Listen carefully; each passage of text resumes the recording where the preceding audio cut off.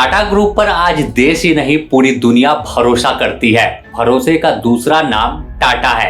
लेकिन एक सवाल बहुत ऐसे लोग हैं जिनके मन में उठता है कि आखिर जमशेदजी तो दस्तूर परिवार में जन्मे थे, तो आखिर टाटा सरनेम कैसे लगा लिया? और टाटा सरनेम लगा लिया तो कंपनी का नाम भी टाटा क्यों दे दिया? इसके पीछे की कहानी जानेंगे तो काफी रोचक है। और यही टाटा सरनेम से उनके सफलता की शुरुआत हुई थी।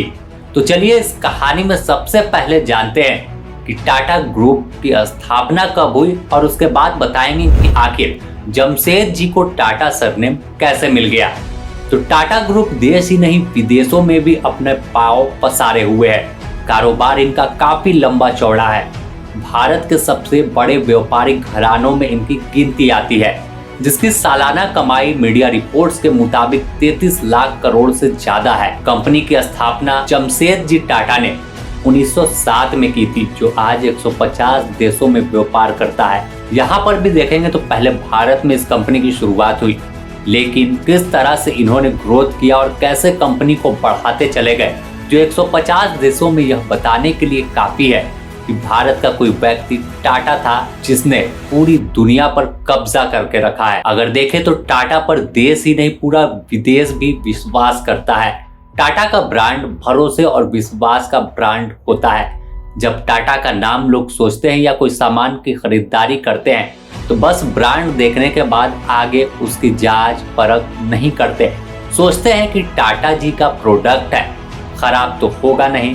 ऐसे में चलिए अब थोड़ा जानते हैं कि आखिर जमशेदजी को टाटा सरनेम कैसे मिला। वैसे तो टाटा स्टील के पहले संस्थापक जमशेदजी टाटा नवसारी के मूल रूप से निवासी थे और वे मूल रूप से दस्तूर परिवार में जन्मे थे, लेकिन उन्होंने दस्तूर की जगह अपना सरनेम टाटा लगाया।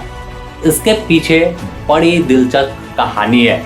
यह हम आपको बताएं कि आखिर जमशेदजी टाटा दस्तूर की जगह टाटा सरनेम क्यों लगाया। शुरुआत इसकी करते हैं एक मीडिया रिपोर्ट है मनी कंट्रोल की रिपोर्ट के मुताबिक। तो नवसारी में रहने वाले पारसी समुदाय के लोग पारस से आए थे।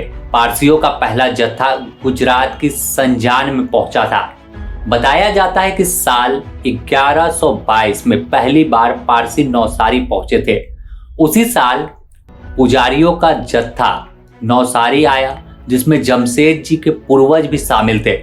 तो आप सोच सकते हैं कि कितना पुराना इनका इतिहास है और कैसे वहां से खुद को गढ़ते गढ़ते इनके परिवार ने एक ऐसे शख्सियत को जन्म दिया जिसका नाम दिया जमशेदजी। तो जमशेदजी को आज लोग टाटा के नाम से जानने लगे। लेकिन आखिर जमशेदजी मूल रूप से पुजारी परिवार में जन्मे थे और इनका सरनेम दस्तूर था। लेकिन जानकार बताते हैं कि जमशेदजी के पूर्वज गर्म मिजाज के थे, यानी गुस्सा ज्यादा आता था। गुजराती में गर्म दिमाग वाले लोगों को लोग आमतौर पर बोलचाल की भाषा में टाटा कह देते हैं। जैसे कि गर्म मिजाज वाले व्यक्ति को किसी को ज्यादा गुस्सा आता है तो उसे कहते हैं कि टाटा हो क्या। जमशेदजी के परिवार का स्वभाव भी सब टाटा कहते थे, क्योंकि वो पुजारी परिवार का था और काफी गंभीर और गलत चीजों पर गुस्सा अधिक करते थे।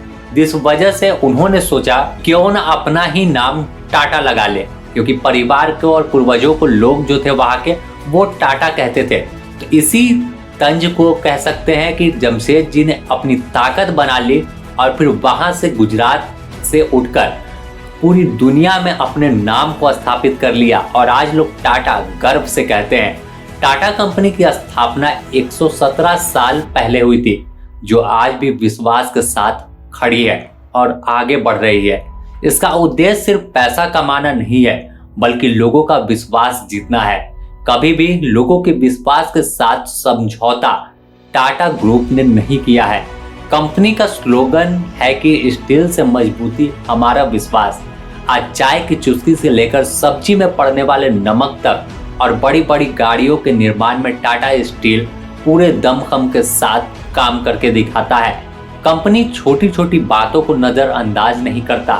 अगर छोटी सी भी खामी मिलती है तो उस खामी को दूर कर देता है। तो ऐसे ही टाटा नहीं बनी और ऐसे ही जमशेदजी ने टाटा टाइटल नहीं लगाया।